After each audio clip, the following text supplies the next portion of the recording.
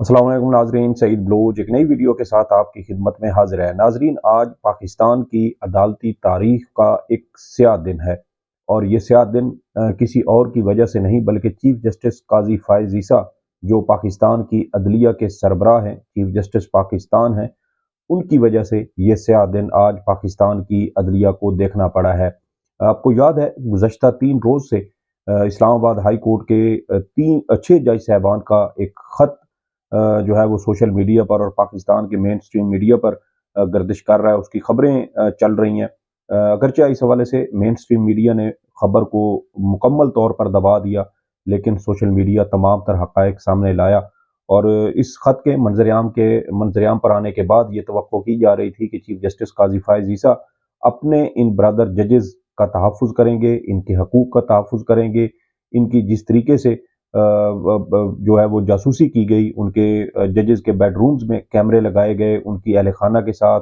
Video record करने की कोशिश की गई। इस तरह के घिनौने जराइम पर इन जज साहबान की जो है वो दाद रसी करेंगे और उनको इंसाफ फराहम करेंगे, उनका तहफ़्फ़ुज़ करेंगे, उनके बुनियादी इंसानी हकूक़ का तहफ़्फ़ुज़ करेंगे। लेकिन बड़े अफ़सोस के साथ कहना पड़ता है कि आज चीफ जस्टिस ने अदलिया के हाथ खुद कटवा कर जो है वो अपने ब्रदर जजेस का सौदा कर दिया है। चीफ जस्टिस का जो एक जो उनकी जो शख्सियत है, उनकी जो पर्सनैलिटी है, वो बहुत ज़्यादा मुतनाज़ा रही है। ख़ास तौर पर पाकिस्तान तहरीक इंसाफ के हवाले से तो वो इंतहाई जो है वो बदनाम हो चुके हैं। उनकी जो लेगेसी बन चुकी है, उसको अब कोई भी सपोर्ट करने को तैयार नहीं है। Even supreme court of Pakistan में जो सहाफ़ी जिनकी एक अच्छी खासी तादाद थी, जो हमारी press association of supreme court के रिपोर्टर दोस्त हैं, लेकिन गुज़श्ता 6 माह में काजी साहब का कंडक्ट देखते हुए वो तमाम लोग पीछे हट गए और अब सिर्फ 2 लोग ऐसे हैं जो अंधाधुंध आज भी काजी साहब की के हर गलत इकदाम का भी दिफा करते हुए नजर आते हैं। लेकिन आज काजी साहब ने जिस तरीके से अपनी ही अदलिया पर, अपने ही ब्रदर जजेस पर एक खुदकुश हमला किया है, उसको पाकिस्तान के जो तमाम मकतबा फ़िक्र के लोग हैं, वो उसकी शदीद मज़म्मत कर रहे हैं। यहाँ तक कि वकला की जानिब से भी इस हवाले से शदीद रद्द-ए-अमल देखने को मिल रहा है। और आज सुप्रीम कोर्ट ऑफ पाकिस्तान का फुल कोर्ट इजलास हुआ, गुज़श्ता रोज़ भी था, लेकिन जो आज फुल कोर्ट इजलास हुआ उसके बाद एक एलामिया जारी किया गया। ये एक सफ़े पर मुश्तमिल एलामिया है जिसके 4 पैराग्राफ हैं। आखिरी पैराग्राफ ने आज चीफ जस्टिस काजी फायज़ ईसा और हुकूमत के दरमियान जो गठजोड़ था, उसको भी बेनकाब कर दिया है। इसके अलावा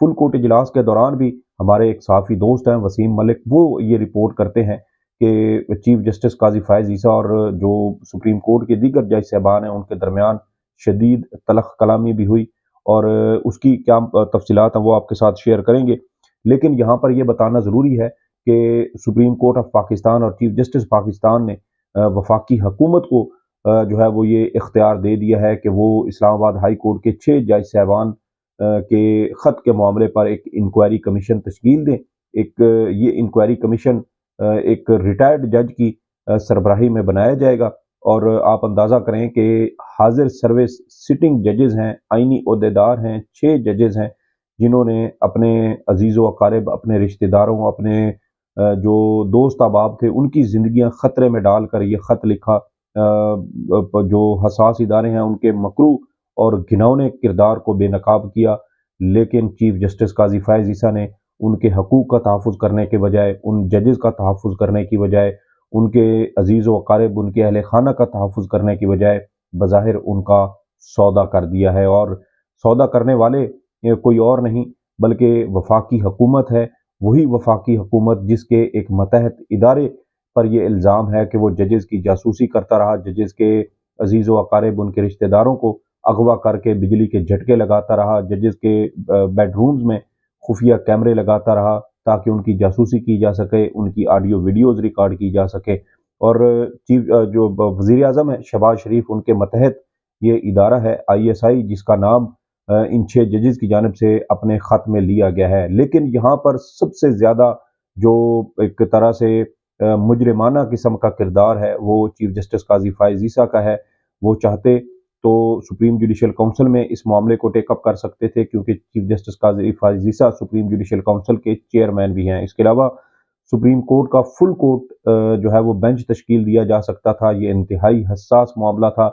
تمام مقدمات اس وقت تک روک دیے جاتے جب تک اس معاملے کی جو ہے وہ پوری سماعت مکمل کر کے ذمہ داران کا تعین نہ کیا جاتا۔ خط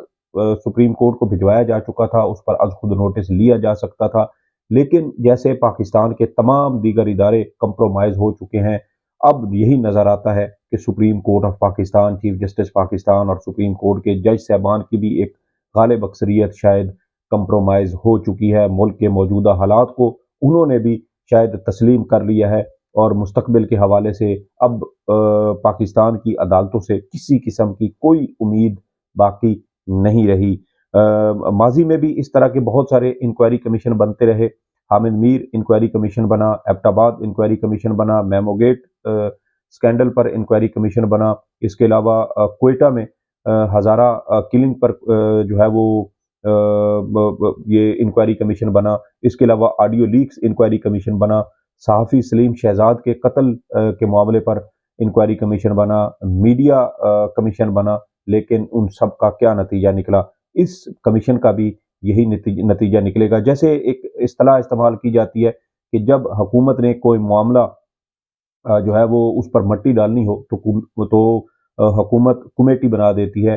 کہ کمیٹی اس معاملے کا جائزہ لے گی، اور اس کا مقصد در حقیقت یہی ہوتا ہے کہ وقت گزاری کی جائے، یہ معاملہ میڈیا کی نظروں سے اوجھل ہو جائے گا تو عوام بھی اس کو بھول جائیں گی، اور آج قاضی صاحب نے بھی شاید یہی حربہ استعمال کرنے کی کوشش کی ہے تاکہ لوگ بھول جائیں، معاملہ میڈیا سے ہٹے گا تو شاید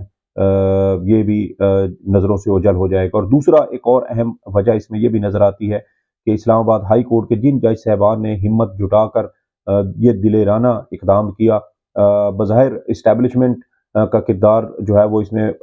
نظر انداز نہیں کیا جا سکتا کہ اسٹیبلشمنٹ ان 6 ججز کو عبرت کا نشان بنانے کی کوشش کرے گی۔ اب جو مظلوم ہیں، جو وکٹم ہیں، جو ایک ہمارے ہاں عموماً ایک اصطلاح بھی استعمال کی جاتی ہے وکٹم بلیمنگ، کہ جس متاثرہ فریق کے ساتھ زیادتی ہوئی ہو اسی کو پھر اس زیادتی کا جو ہے وہ مورد الزام بھی ٹھہرایا جائے۔ اب انہی ججز کے خلاف ایک بیانیہ بنانے کی کوشش کی جا رہی ہے کہ ان ججز نے توہین عدالت کے نوٹس کیوں نہ جاری کیے، جن کے گھروں تک رسائی تھی، جن کے رشتہ دار اغوا ہو رہے تھے، کیا یہ جج صاحبان اگر توہین عدالت کے نوٹس جاری کرتے تو کیا اس سے کوئی فرق پڑتا؟ وہ اپنے چیف جسٹس کو آگاہ کرتے رہے، وہ چیف جسٹس پاکستان کو آگاہ کرتے رہے، وہ مستقبل کے چیف جسٹس کو آگاہ کرتے رہے، لیکن کسی نے ان کی داد رسی نہ کی۔ لیکن انتہائی مجرمانہ کردار ہے کہ ان لوگوں کا جو آج ان 6 دلیر ججز کے خلاف پراپیگنڈا کر رہے ہیں۔ اس کے علاوہ نون لیگ جس کی حکومت میں یہ انکوائری کمیشن بنانے کی جو ہے وہ ان کو اختیار دیا گیا ہے، ماضی میں سپریم یہی نون لیگ تھی جو سپریم کورٹ کے جج خریدتی رہی، بریف کیس پیسوں سے بھر کے ججز میں تقسیم کیے جاتے، ججز کو تقسیم کیا گیا، سپریم کورٹ پر حملہ کیا گیا، سپریم کورٹ کے جو دیگر ججز تھے، جو جسٹس ریٹائرڈ ملک قیوم جن کا نام آتا ہے کہ نون لیگ ان کے ذریعے ججز کو خریدا کرتی تھی، اب وہ ججز کو خریدنے والے عدلیہ میں مداخلت اور ججز کو دباؤ میں لانے کے معاملے پر انکوائری کمیشن بنا کر اس کی تحقیقات کریں گے۔ اس کے علاوہ آپ دیکھیں کہ ایسا لگتا ہے جیسے سپریم کورٹ نے دودھ کی رکھوالی پر بلا بٹھا دیا، یعنی جن کے اوپر الزام ہے وہ ملزمان اب متاثرہ فریقین سے تفتیش کریں گے اور بتائیں گے کہ ہاں جی آپ کے ساتھ زیادتی ہوئی ہے یا نہیں ہوئی۔ انتہائی شرمناک صورتحال ہے، انتہائی شرمناک کردار ہے ہمارے اداروں کا، سپریم کورٹ آف پاکستان کا، وفاقی حکومت کا، اور ان تمام اداروں کا جنہوں نے ان 6 دلیر ججز کے ساتھ کھڑا ہونے کی بجائے ان کا سودا کرنے کو ترجیح دی ہے۔ اس کے علاوہ آپ یہ بھی ذہن میں رکھیں کہ بڑے بڑے ترم خان آئے جو یہ سمجھتے تھے کہ پاکستان کا عدالتی نظام ان کے بغیر نہیں چل سکتا، وہ دنیا کے شاید ذہین ترین دماغ ہیں، آج ان میں سے بہت سارے وہ ہیں جو کسی بچے کے خطرے پر بھی شاید پچھلی سیٹوں پر بیٹھے ہوتے ہیں، جن کو گھر کے اندر شاید ان کی اولاد بھی اب عزت نہیں دیتی اور ان کی اولاد ان کا کہنا نہیں مانتی، اور یہ اس طرح کے جو ریٹائرڈ ججز ہوں گے اب یہ سٹنگ ججز کے معاملے کی انکوائری کریں گے۔ سب سے بڑی اہم بات یہ ہے کہ جو طاقتور لوگ سٹنگ ججز کو دباؤ میں لا سکتے ہیں، ان کے رشتہ داروں کو اغوا کر سکتے ہیں، उनको बिजली के झटके लगा सकते हैं, हाजिर सर्विस जजेस के बेड रूम्स में कैमरे लगा सकते हैं। क्या वो एक रिटायर्ड जज को इन्फ्लुएंस नहीं कर सकते? क्या उसको दबाव में लाकर अपनी मर्जी की रिपोर्ट नहीं बनवा सकते? यहाँ नवाज शरीफ की मेडिकल रिपोर्ट जेल साजी से बनाई गई, और फिर वो जेल साजी से बनाई गई रिपोर्ट का जो डॉक्टर था उसको सदारती अवार्ड दे दिया जाता है। तो बहुत सारी ऐसी चीज़ें हैं जो समझे कि जानबूझकर शायद उलझाई गई, और जिसका मकसद यही था कि इस्टेब्लिशमेंट को सहूलत दी जाए, इस्टेब्लिशमेंट को फेवर दी जाए और इस मुश्किल से उसको निकाला जाए। बज़ाहिर हमारे एक दोस्त हैं वसीम मलिक साहब, उन्होंने आज एक खबर दी है कि फुल कोर्ट जब इजलास चल रहा था तो एक जज साहब ने इस्लामाबाद हाई कोर्ट के जजेस की तारीफ करते हुए कहा कि इस्लामाबाद हाई कोर्ट के जजेस जिन्होंने ये खत लिखा है वो हीरोज है। जिस पर चीफ जस्टिस काजी फायज ईसा अचानक भड़क उठे और उन्होंने कहा कि for God sake they are not heroes. और उसके बाद चीफ जस्टिस और उन जज साहब के दरमियान तलख कलामी हुई। फुल कोर्ट का जो इजलास था उसका तलख कलामी की वजह से उसका जो माहौल था वो काफ़ी ज़्यादा ख़राब हुआ। और